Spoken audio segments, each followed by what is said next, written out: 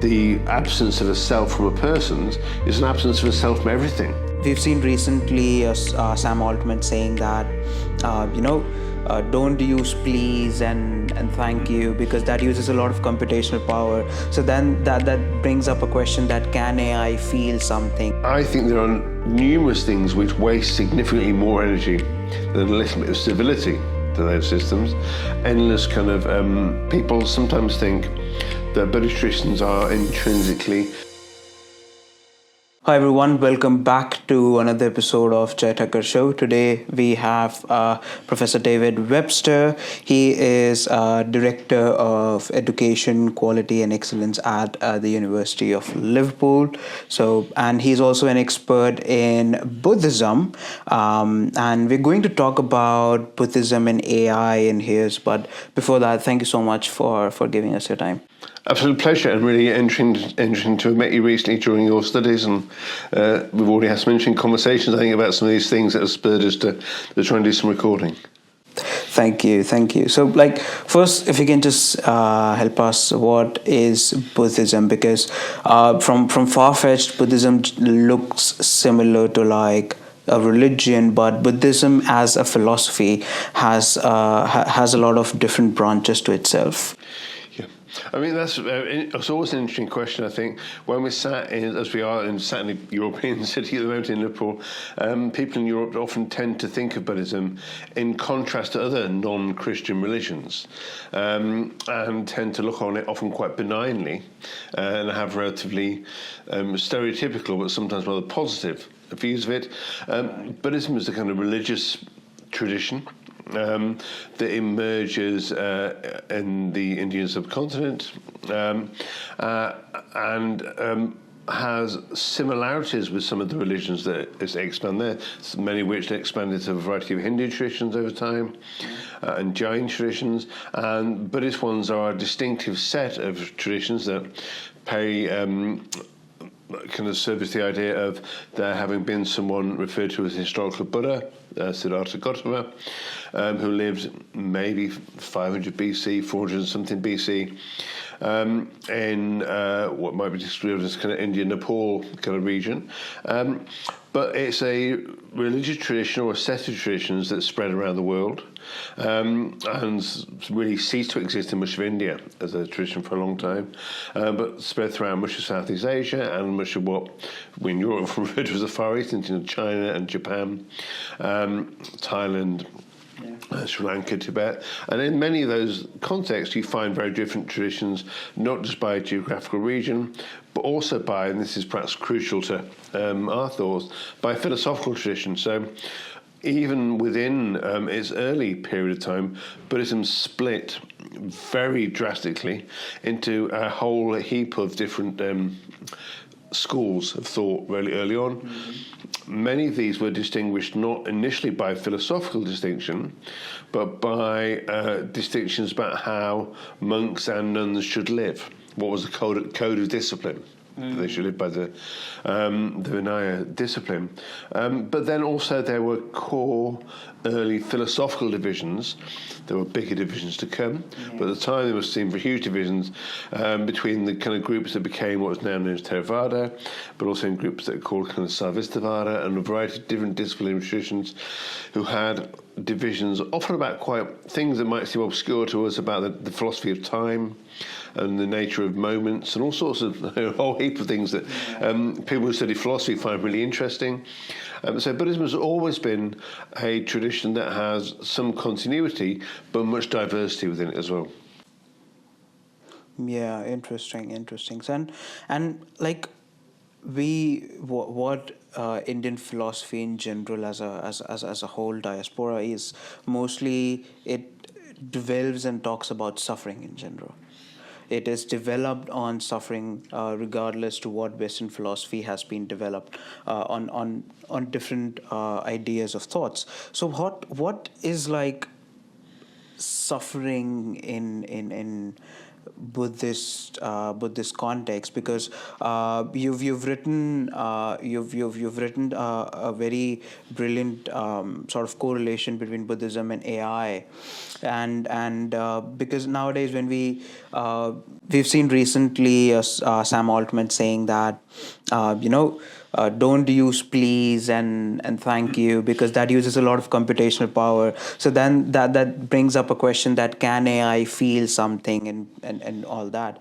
And when you relate Buddhism and AI, so Buddhism is mostly developed on suffering. Absolutely, and that's really interesting. And there's so many questions nested in that last couple of sentences that I think that to unpack properly require more hours than anyone would want to watch. But yeah, there's some really interesting. I mean, to start at the beginning of your kind of comments, that many traditions and I think it also happens to an extent in many. What we might describe as Western traditions or non-Indian religious traditions as well, that they are to a large extent concerned with the human condition, what it is to live and what challenges face us, and much of that is to do with the imperfection of existence, be that in kind of finitude and mortality, or in the suffering. And the term that you find in most Buddhist traditions is, certainly in the Pali canonical text, is dukkha, is suffering, which is the kind of opposite of wellness and happiness and joy, in sukha. But in dukkha you find it often defined in a sort of tripartite way, which is some of it is just the kind of physical suffering of existing. It hurts to be born. I mean, it hurts the person giving birth, I think, more. But being alive is a physically challenging existence, and our bodies hurt a lot. And we suffer when we stub our toe through to gross physical pain from disease and the infliction by others. But also a second category, I think, that is in Buddhism is our inability to always get what we want, the imperfections of the world. You can't always get what you want, but often in Buddhism, even when you do, you find out you didn't want it. But normally, we can never find kind of ultimate happiness in an imperfect world. And then there's a third category of suffering in Buddhism, often to do with a kind of what we might describe in a philosophical way as a kind of existential dis-ease at reality, a more fundamental kind of sense of things not being well, not being right in the world. And these senses or these descriptions are not without overlap with each other. So there is very much a kind of a preoccupation with Buddhism. I think that makes people sometimes think that Buddhist traditions are intrinsically miserable or pessimistic. And you find this said also about some of the kind of Indian traditions as well, that the concentration on suffering is negative and plays down the joy in human experience. I think experiencing practitioners of those traditions combats that view, because partly it's about seeing that this is where we need to start because it's the reality of being alive. That actually the point of those traditions is to find practices which address what it is to suffer, so that life is not so miserable. Both temporary measures and the more spiritual end of the religious traditions, the more metaphysical end of the religious traditions, to look for more permanent solutions. But even in the short term, Buddhist practitioners will point you to the meditative practice and say that carrying out these practices helps them be less attached and less grasping in their worldview, and therefore not made as miserable by the changing world. So that actually, the more you kind of reflect on the imperfections of life, the less miserable you'll be, the more you're likely to be joyous and happy and to enjoy the things of this world, because you're not grasping at them, but enjoying them as they fleetingly pass. I know that doesn't quite get onto your AI point yet, but there's a whole set of concerns then we might. Right. I saw someone on OpenAI saying, "Please don't say please," and thank you to. I think there are numerous things which waste significantly more energy than a little bit of civility to those systems. Endless kind of trends and fashions for various things, and the making of them capable of doing a variety of other things seem to use a lot more power. And I know the paper that you referenced that I'm working on at the moment argues that there is a significant benefit to be accrued, or a disbenefit that was like to result from politeness or incivility, in the contrast towards digital and AI systems. And the argument I make in the kind of paper that I'm trying to put the finishing touches to at the moment is very much that we could consider that there is something about moral habit that's important. Now, before we kind of go on to the kind of some of the kind of Kantian arguments that's in that paper, if you look at Aristotle and the virtue ethic tradition that harks back to Aristotle, Aristotle and his virtue ethics advocates in the present day argue very much that humans are great kind of habitual creatures, and if you want to be good at something, you should just keep doing it a lot. Being a good person, moral virtue, is partly the same thing. So in order to be a good person, you just keep doing good deeds. And Aristotle has an awful lot to say about the forming of moral habit in childhood, but also the moral habitude, doing things, it really kind of goes very deep in us.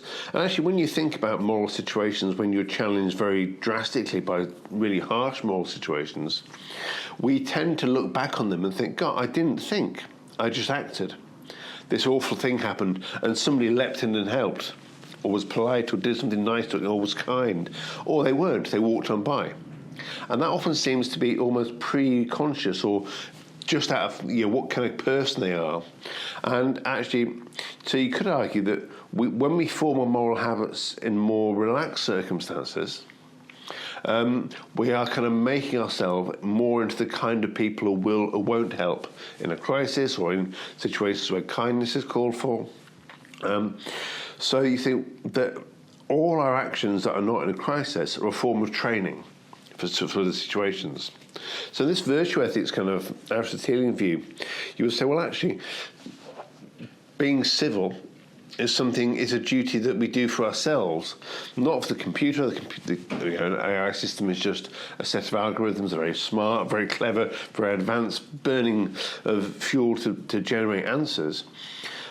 But that if we begin to be someone who barks orders at a computer, at a person, at a pet, whatever it might be, then this has a deleterious effect on our character. And Aristotle is often associated with the formation of character. So you could argue from a kind of virtue ethics point of view that one of the benefits of maintaining civility in this context is it is beneficial for moral character. The other argument I make, which we talked about, is a kind of Kantian one where philosopher Immanuel Kant wouldn't believe, for example, that animals whether we have any duties to animals. He thinks they can't think, and therefore they are not part of the moral universe from his point of view.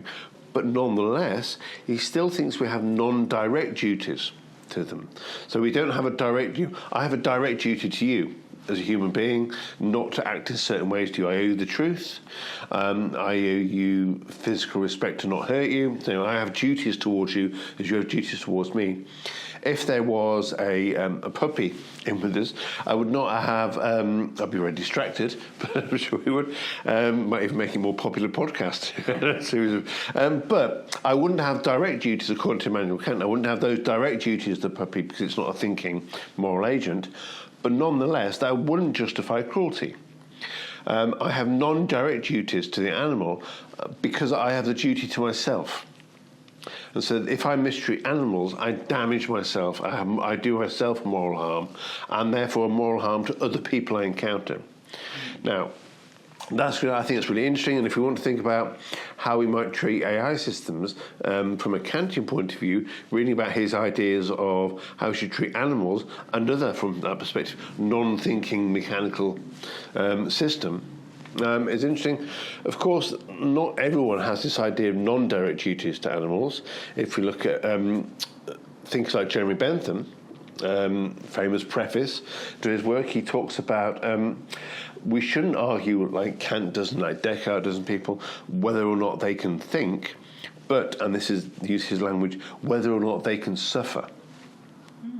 So he shifts that conversation from non-direct duties because they can't think, but how we treat them affects us, to think actually we might have direct duties to anything capable of suffering.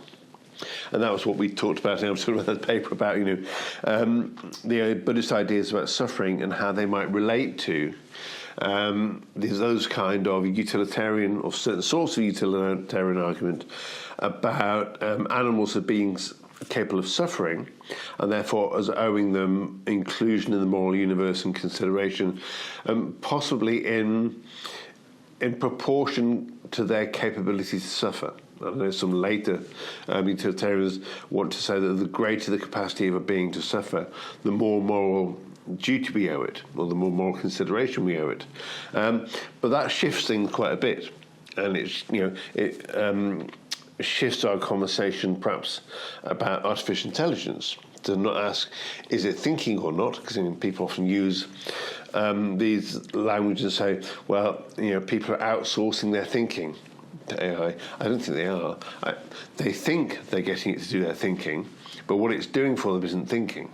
It's shuffling other people's thinking that's already taken place, that's been used as training materials. But it might shift our consideration to say, are AI systems, our large language models we want to talk about, capable of thought? That's kind of one conversation that might appeal in a variety of ways, and people have a lot to say about it. To a different conversation about, are AI systems capable of suffering? Would that be a question as to whether or not there may at some point be beings, if that's the right term, or entities that we might include in our consideration in the kind of moral realm? Yeah, but I still have this question of, when you said that we are not transferring our thinking to AI. AI is simply assimilating the thinking which is present in the world. But don't you think that same logic would apply to us as well? Because when we think about new ideas or novelty, we are actually building the same set on the pre-existing knowledge we have. And that's similar to what AI is right now doing. It is assimilating knowledge which is way beyond which a normal human can understand or grasp. And it still uses all those data sets, combines it, and brings to us. However, when we talk about that, when it comes to humans, there are chances of novelty in how we create the idea out of pre-existing. I think that's really interesting, and I think you almost answered the question yourself at the end then, absolutely.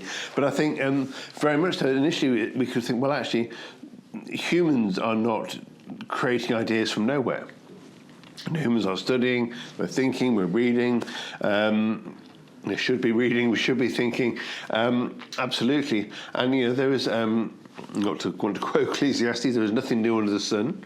Everything's a kind of reminder of former times. There are no new things that come into being. So, we think,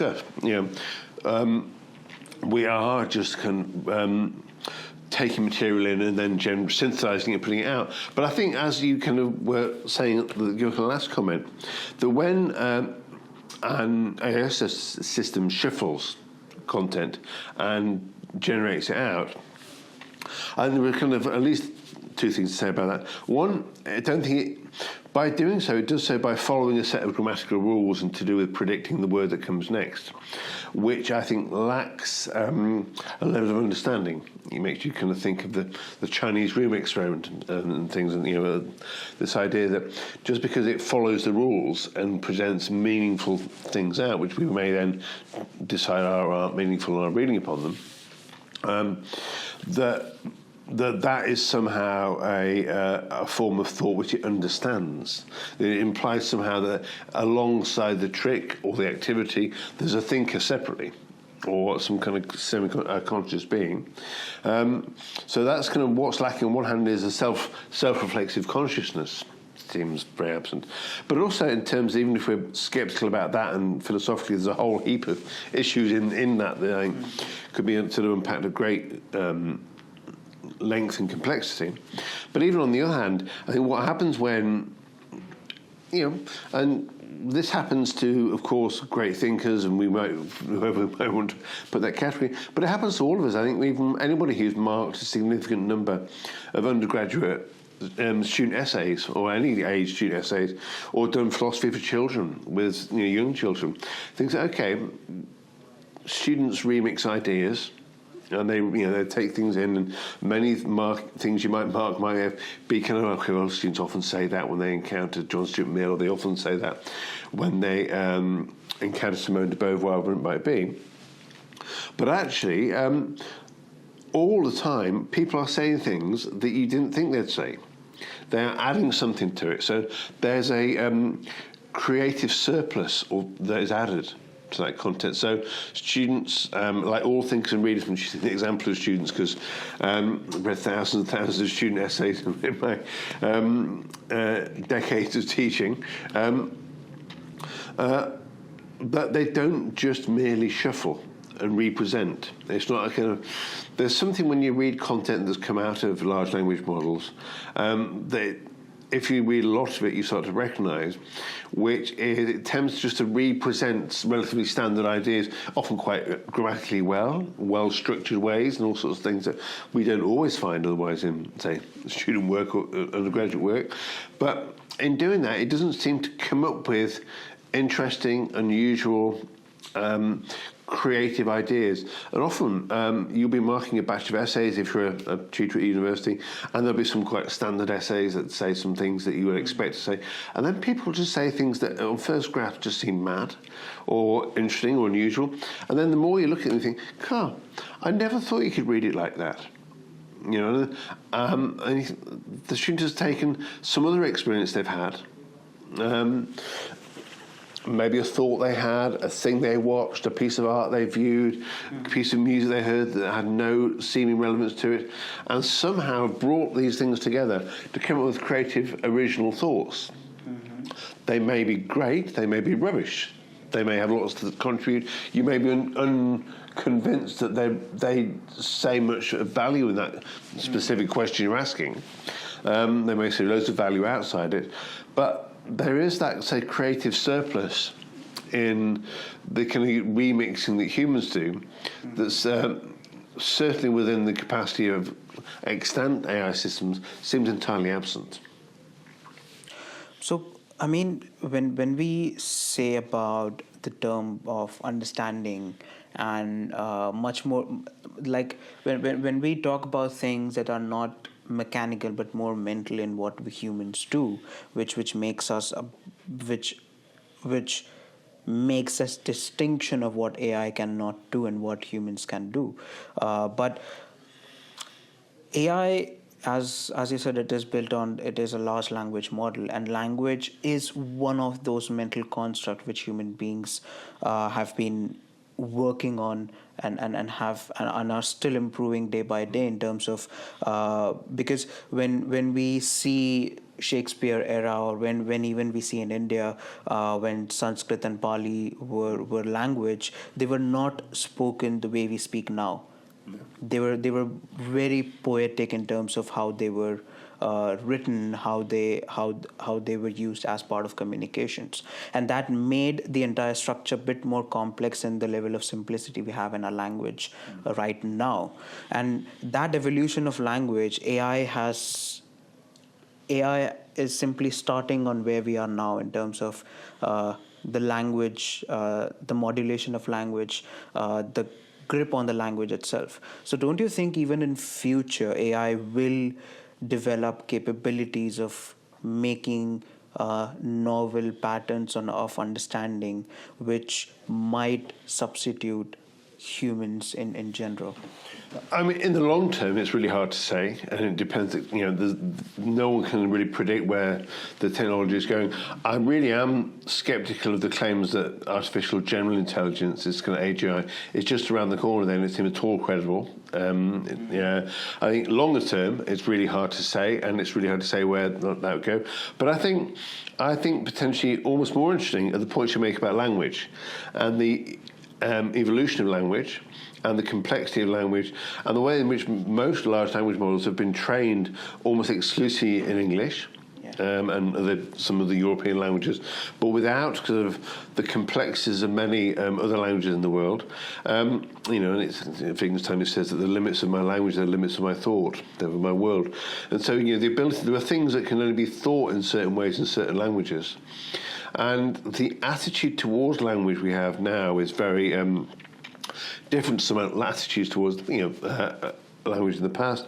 You mentioned Sanskrit. If you look at some of the Vedic texts, one of the kind of key, what seems like a key spiritual role, is the person who can understand grammar. Grammar isn't seen as a mere accident of a communication tool. Grammar is seen as a kind of sacred undertaking, and to be grammatically fluent, to understand grammar and the way that grammatical patterns in Vedic Sanskrit work, is to have spiritual knowledge. It's a branch of spiritual knowledge to understand grammar. That's a very different attitude to language altogether. And I think large language models are predicated on our contemporary beliefs about the nature of language, rather than the variety of other ways in which we conceive of language. And language is, of course, a tool for communicating things. Where are the biscuits? They're over there. We can basic information that can be kind of shared. But it also is deeply connected to the human ability to communicate everything else.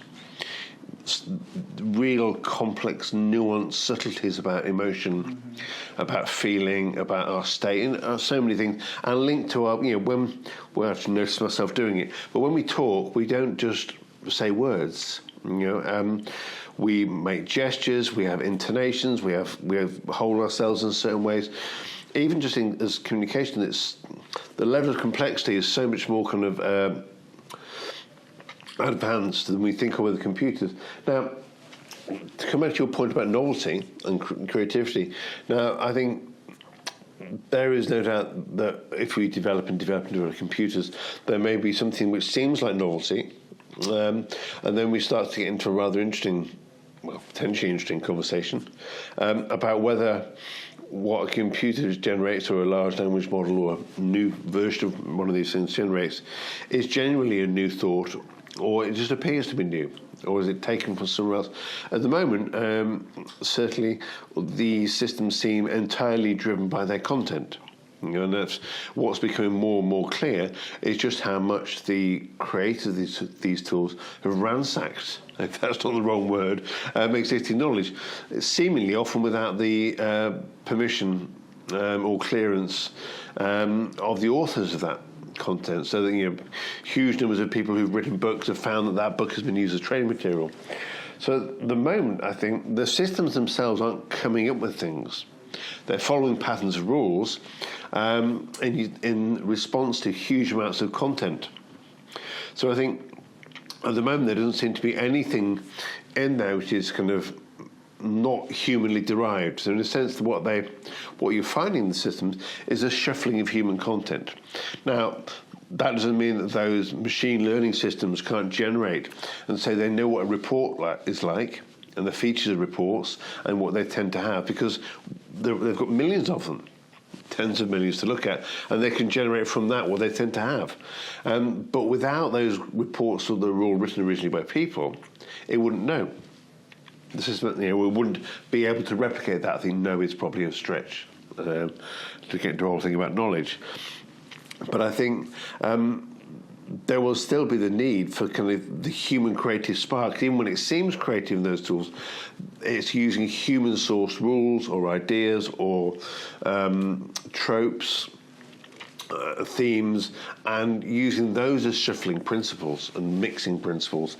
And they are, so you can create content, maybe create music, video, poetry, that seems original and that has no other author other than the system. But in it is a distillation of a million other authors. And so, from those, that happens in art anyway. Absolutely. But what we tend to find in art that we like is that it takes, in some ways, a commentary on a prior tradition, but it adds to it. It comments on it in ways that we haven't seen before.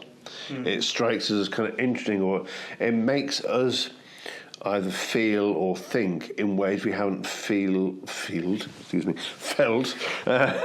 Long day. The way that we haven't felt or thought before. It kind of challenges us, and I'm not sure that it's, other than replicating other work that is challenging or moving, I don't see it adding to that aesthetic canon, poetic canon in any kind of fundamental way as yet.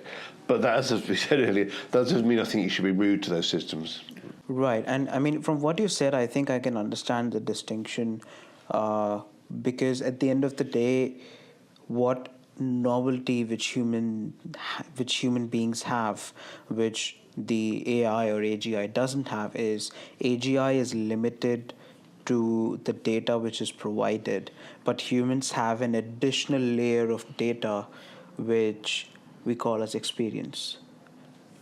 That I think the AGI doesn't have, and I think that additional layer of data, which is much more prominent in governing how we process the data which already exists in the world, it helps us humans bring novelty. But then my question would be like, what should a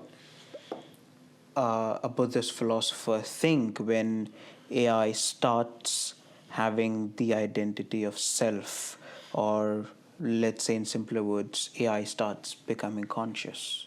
I mean, that's really interesting, Jay. I think it's the number of kind of interesting things in there, I think.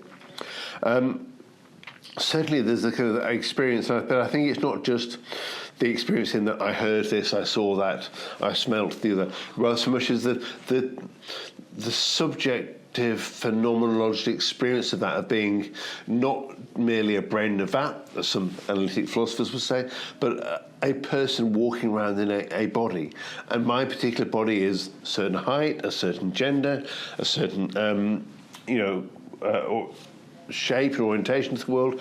And my experience is deeply impacted by my physical experience, by the privilege I've had of not having lots of childhood diseases and access to food. So my subjective experience has so many influences on it, and they're so complex. So it's my experiences, but they're also the subjective experiences of what it is to be me, which is unique and different. And I share that with, we have enough shared experience for language to work and to be able to communicate, about art to say things that impact lots of people or whatever it might be. But of course, each person is slightly different, and if someone has not been grown up as kind of a white man born in the 1960s, they're going to have a different experience of the world. And all these factors will absolutely affect their subjectivity and their kind of phenomenological reckoning. So these are all factoring into how we respond to and render the content we read. So I read, I don't know what to read, Pride and Prejudice, you read Pride and Prejudice. Other people, we all have different things to say about it, and we bring to that. And some of these might be more predictable than others due to some of these factors I mentioned. Some of them will be surprising. There's a complex interplay of other things that we all subjectively had as part of our kind of being. So I think we don't find those in those systems, and massive amounts of training materials, but in order to replicate the almost unspeakable complexity of what it is to be a human being, I think is so drastic that even though a computer that's been trained on, or a system that's been trained on, all these works of art can replicate comments about what it is to feel the sun on one's face on a very early morning while walking over a field and after having left the farm, whatever situation, it can replicate what other people have said about that and synthesize different sources. That doesn't mean that that when it does that, it's doing the same thing as if I was to write a piece of poetry about it, or a narrative account, and that was to speak to you, and you say, I recognise what it is to smell that kind of grass or that kind of sense. There's a qualitative phenomenological gap, or chasm, I think, between there. That was just the first half of what you said. Sorry, Jay. Also, you were kind of asking about kind of systems becoming conscious, and I think this was a really tempting area for those of us who are interested in Buddhist philosophy, particularly some of the more systematic forms of Buddhist inquiry into the nature of mental events and mental consciousness. We find that particularly in many earlier traditions, and the Pali canonical tradition of the Theravada has that, in the Abhidharma texts. Which was once described to me by a professor when I was a student as being like a user's manual to the mind.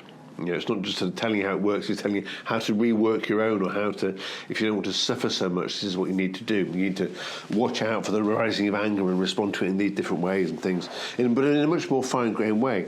So it's tempting to look at that, what is fundamentally a process theory of consciousness that you encounter in the Abhidharma, and a process theory of self, and say, well, the absence of a fundamental soul, want for a better word, or thinker, but just thoughts going through processes, forms of cognition and perception, and the creation of responses to perception in these kind of pre-conscious formations and things.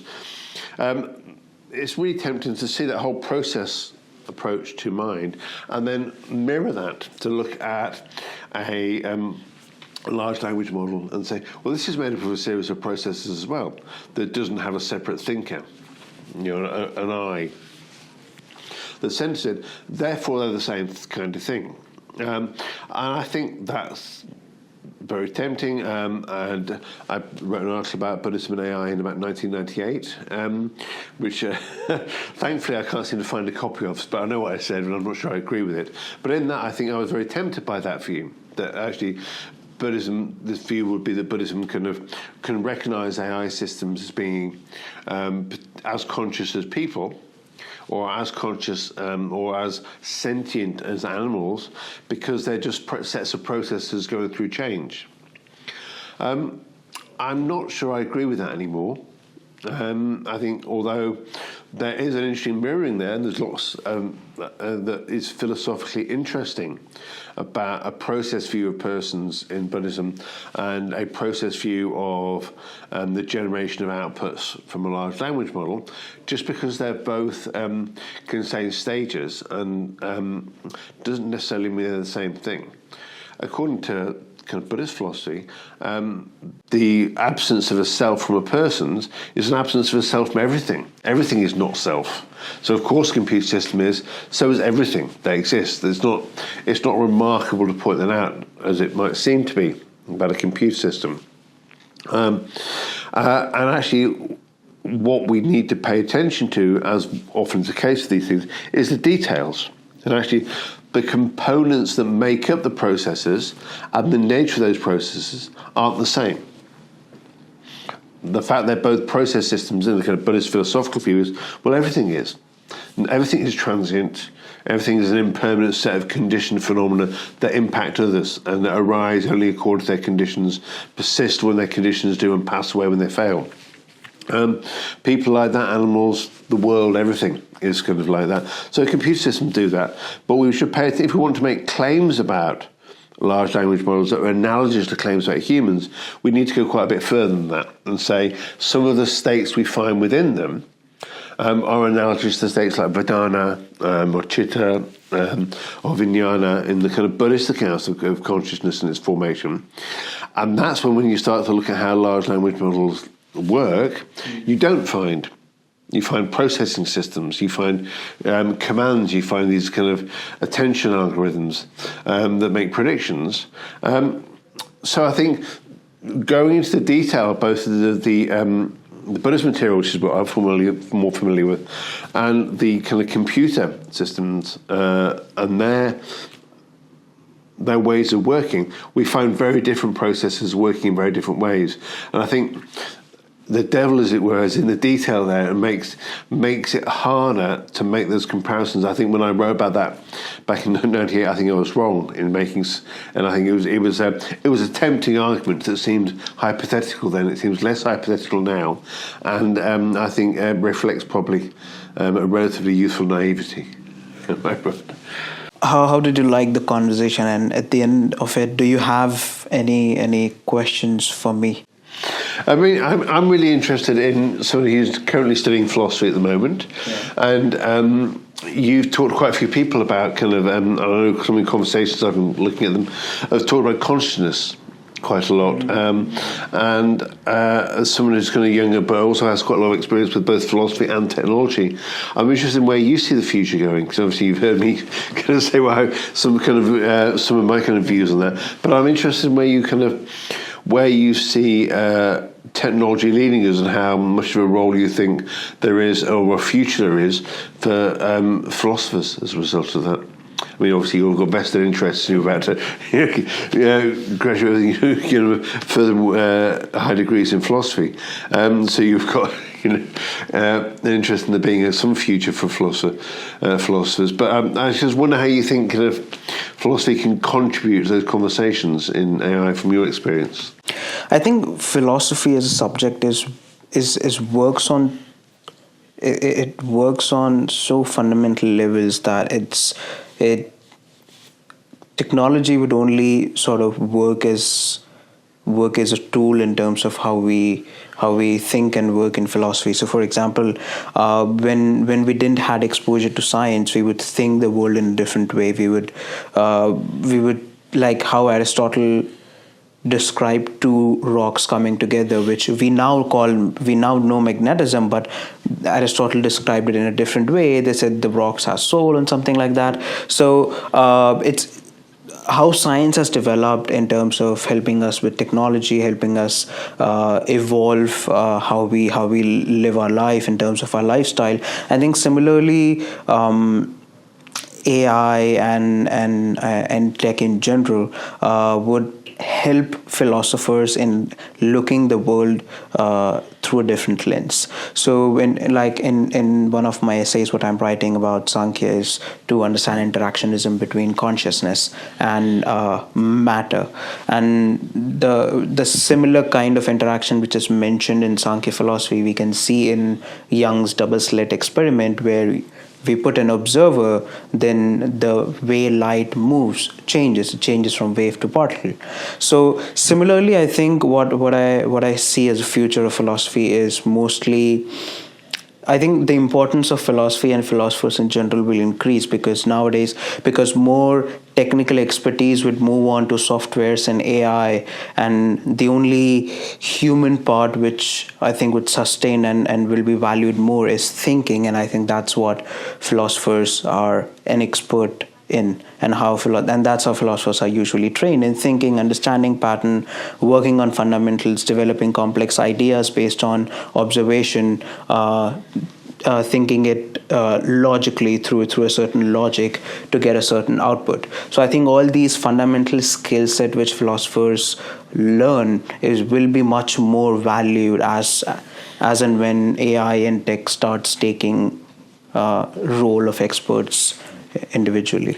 That's really interesting. I think the death of philosophy has been predicted many times, due to various sorts of technology, supposedly not leaving any kind of things to think about. Yeah. But actually, I think you're kind of absolutely right to kind of point to the kind of inverse of that and say that the solving of technological challenges doesn't necessarily mean we haven't got worries and issues about the nature of being, about interactionisms particularly.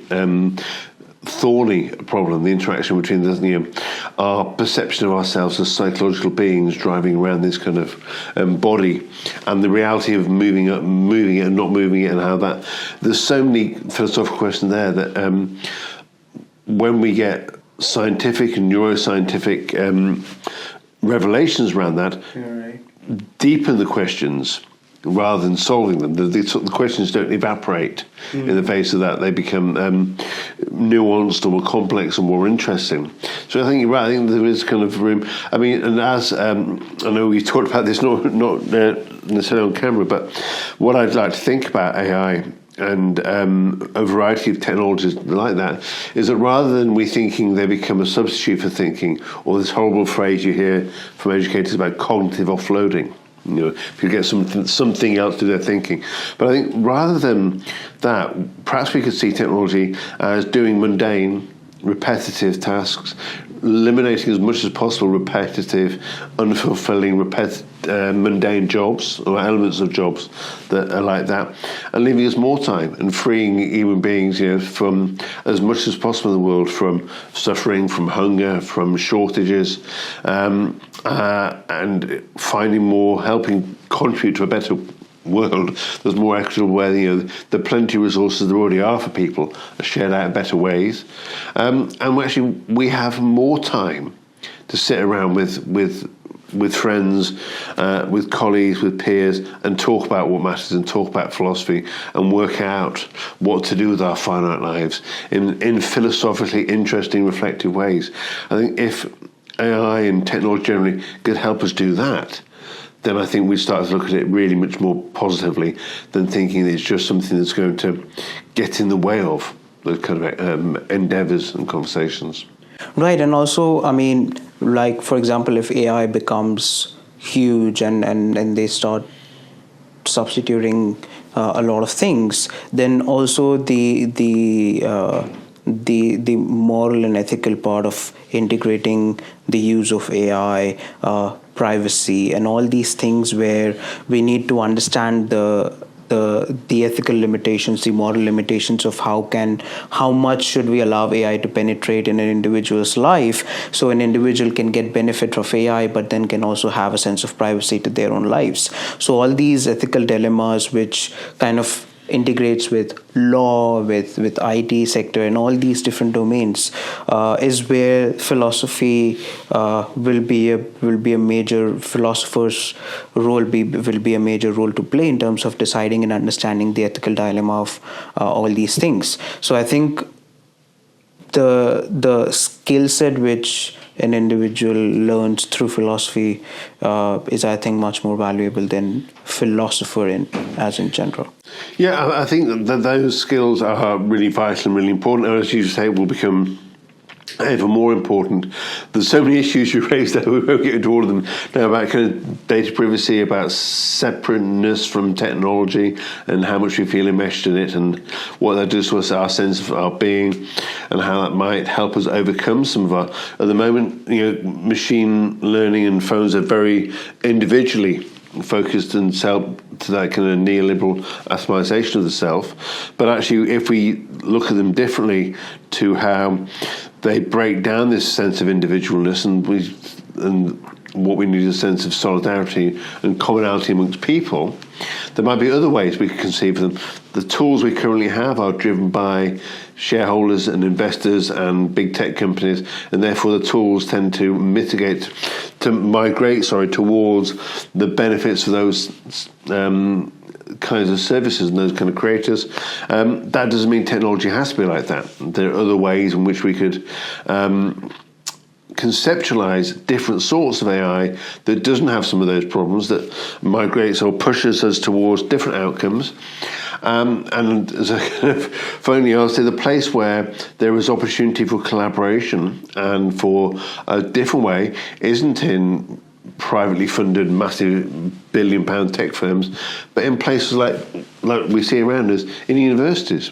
Yeah. And the universities have always been part of more collaborative and individual attempts to invent the future.